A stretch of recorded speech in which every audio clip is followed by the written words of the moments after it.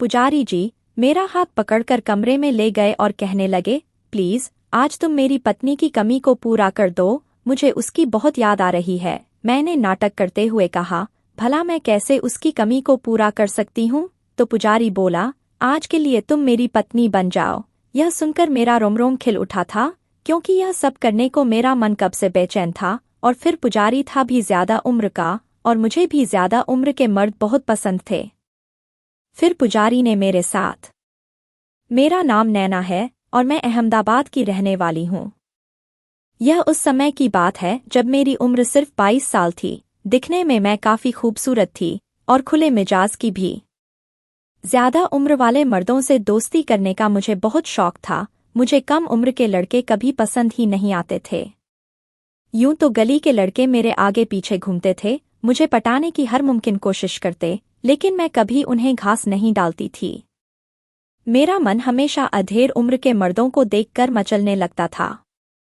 मेरे घर से कुछ ही दूरी पर एक छोटा सा मंदिर था। मंदिर में नया पुजारी आया हुआ था। वह अपने आप को बाल ब्रह्मचारी कहता था।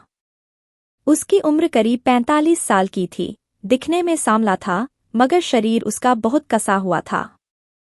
मैं हफ्ते में 4-5 बार मंदिर जाया करती थी। मंदिर में वह मुझे घूर घूर कर शरारती नजरों से देखा करता था। मुझे उसकी नीयत पर शक होने लगा था, मगर मन ही मन मुझे अच्छा भी लगता था, क्योंकि उसका बदन बहुत ही ज्यादा कसा हुआ था, जो दिखने में काफी आकर्षित लगता था। एक दिन मैं बहुत सुबह ही मंदिर पहुंच गई थी। वहां पहुंचने पर देखा कि पुजारी नहा रहा है और मेरी तरफ देखकर मुस्कुरा दिया और रुकने के लिए इशारा किया। वह खुले में नल के नीचे नहा रहा था। उसका कसा हुआ बदन बहुत अच्छा लग रहा था। उसने पतली सफेद धोती पहन रखी थी। मैं तिरछी नजर से उसे देख रही थी। शायद उसे पता चल गया था कि मैं उसे देख रही हूँ। गीली धोती होने की वजह से उसका पूरा वजूद साफ नजर आ रहा था। मेरी नजर तो उससे हटने का नाम ही नहीं ले रही थी। वह अब कपड़े बदलने लगा। कपड़े बदलकर वह मेरे पास आ गया और बोला, अब तुम्हें पूजा कराता हूँ। पूजा के बाद उसने मेरी पूजा की थाली में चुपचाप एक पर्ची डाल दी, जिसे मैं डालते हुए देख चुकी थी, लेकिन मैंने उसे ऐसे दिखाया जैसे मुझे कुछ पता ही नहीं है। मैं रास्ते में वह पर्ची खोलकर देखी तो उसमें लिखा हुआ था, तुम बहुत ज्यादा खूबसूरत हो। यह पढ़कर मेरा रोम खिल उठा था।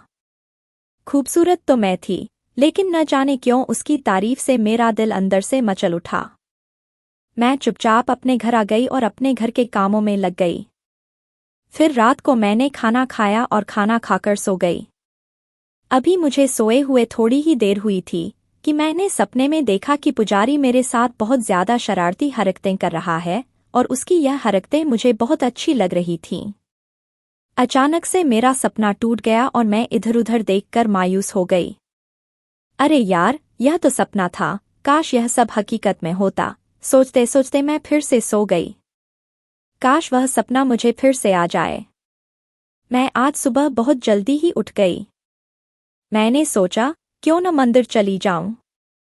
पुजारी से भी मुलाकात हो जाएगी, उसके भी दिल का हाल पता चल जाएगा, आखिर उसके मन में चल क्या रहा है। मैं जल्दी से नहाई और तैयार होकर मंदिर चली गई। मैंने देखा, पुजारी फिर से वही धोती पहनकर नहा रहा था। इस बार नहाने में उसने बहुत ज्यादा देर लगाई थी और मुझे बैठने के लिए इशारा कर दिया। मैं वहीं से बैठी बैठी उसे घूर रही थी। थोड़ी देर बाद वह नहाकर आया और बोला, चलो मैं तुम्हें पूजा कराता हूँ। वह बार बार मेरी तरफ बड़े ध्यान से देख रहा था। शायद वह भी जानना चाहता था कि मेरे मन में क्या चल रहा है। लेकिन मैं तो अनजान बनी रही थी और ना ही मैंने उसे उस पर्ची के बारे में पूछा। थोड़ी देर पूजा करने के बाद उसने मेरे पास आकर धीरे से कहा, तुम बहुत सुंदर हो। मैंने कहा, पुजारी जी, आप तो बाल ब्रह्मचारी हो, आपको ऐसी बात शोभा नहीं देती। उसने कहा, हाँ, यह सब तो ठीक है, मगर मैं भी तो इंसान हूँ, मेरा भी तो मन ही है, कभी कभी बहक जाता है। अच्छा, यह बताओ कि जब मैं नहा रहा था तो तुम क्या देख रही थी? मैं थोड़ी शर्मा गई, मगर हिम्मत करके बोली, कुछ नहीं पुजारी जी, मैं तो बस ऐसे ही देख रही थी और कुछ नहीं। पुजारी मुस्कुराकर बोला, और कुछ नहीं? तो फिर बताओ मैं कैसा लगता हूँ? मैंने कहा, पुजारी जी, आप तो बहुत भयंकर हैं, मुझे आपसे डर लगता है, आप तो बड़े खिलाड़ी लगते हो। इस पर वह बोला, अरे चलो ना, थोड़ी देर बातें करते हैं, यहाँ अभी कोई नहीं है। मैंने हाँ में सिर हिलाया और हम दोनों बैठ गए। अचानक पुजारी जी मुझसे देखकर बोले, तुम मुझे बहुत अच्छी लगती हो, मन करता है तो मैं तुम्हें अपने सीने से लगा लूं। तब मैंने कहा, लगता है आप बाल ब्रह्मचारी के नाम से बहुत मजे कर चुके हो, आप तो बहुत खराब आदमी लगते हो, मैं आपके बारे में सबको बता दूंगी, मैंने नाटक करते हुए कहा। पुजारी कुछ डर गया और कहने लगा, प्लीज ऐसा मत करना, मैं तुम्हें कुछ नहीं करूंगा, मेरी बहुत बदनामी होगी अगर तुमने किसी से कुछ कहा तो। मैंने कहा, ठीक है, नहीं कहूंगी। पुजारी को अब थोड़ी तसल्ली हुई थी। फिर पुजारी बोला, अरे अपना नाम तो बता दो। मैंने कहा, मुझे लोग नैना कहते हैं। अच्छा ठीक है, अब मैं चलती हूँ, लेकिन मैं कल शाम में फिर आऊंगी और आपसे और बातें करूंगी। और मैं मुस्कुराकर चल दी। दूसरे दिन करीब 7 बजे शाम को मैं मंदिर गई तो देखा कि पुजारी जी अकेले बैठे हुए हैं। मैंने पूछा, अरे पुजारी जी, आज कुछ चिंतित लग रहे हो? उस समय अंधेरा हो चुका था। मैंने उनके गाल पकड़कर दबा दिए, तब जाकर वह मुस्कुराए और मेरा हाथ पकड़कर कहने लगे, अरे नैना, मैं तो डर गया था कि तुम मुझसे गुस्सा हो गई हो।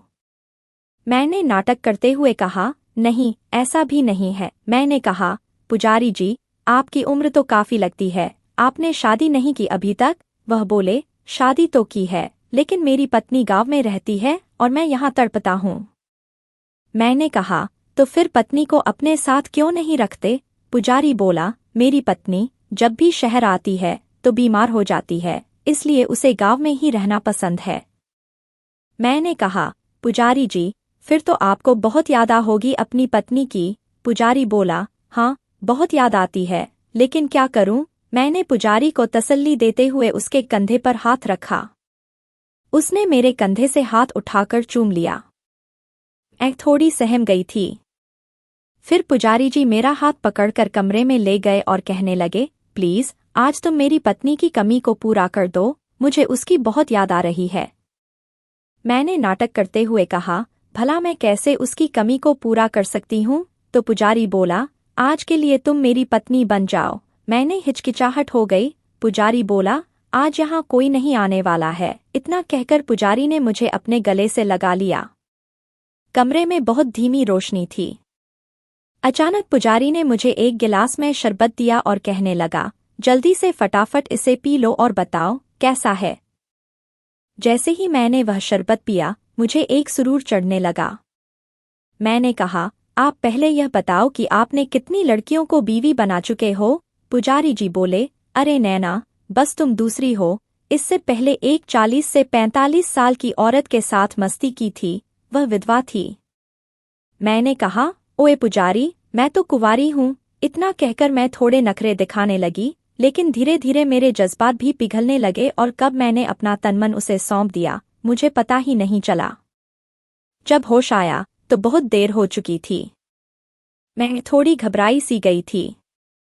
पुजारी मुझसे सॉरी बोलने लगा। मैं दिखावटी गुस्सा करने लगी। मैं घर जाने के लिए कहने लगी। पुजारी ने मुझे कुछ देर और रुकने के लिए कहा। बिना कुछ बोले मैं थोड़ी देर बैठी रही और झूठा गुस्सा दिखाती रही। वह बोला, तुम मुझे बहुत अच्छी लगती हो, तुम रोज मेरे पास आ जाया करो, मेरा भी दिल बहल जाएगा और तुम्हारा भी मनोरंजन हो जाएगा। मैंने हाँ में सिर हिलाया और उसके बाद मैं अपने घर आ गई। यह सिलसिला करीब 6 महीने तक चला। उसके बाद मेरी शादी हो गई और मैं अपने ससुराल चली गई। फिर पुजारी से मेरी मुलाकात कभी नहीं हो पाई, क्योंकि मेरी शादी के बाद ही पुजारी भी वहां से अपनी पत्नी के पास गांव चला गया। तो दोस्तों, यह थी आज की कहानी। कहानी आपको कैसी लगी, हमें कमेंट करके जरूर बताएं। वीडियो अच्छी लगे तो लाइक करें, शेयर करें और सब्सक्राइब करें। धन्यवाद।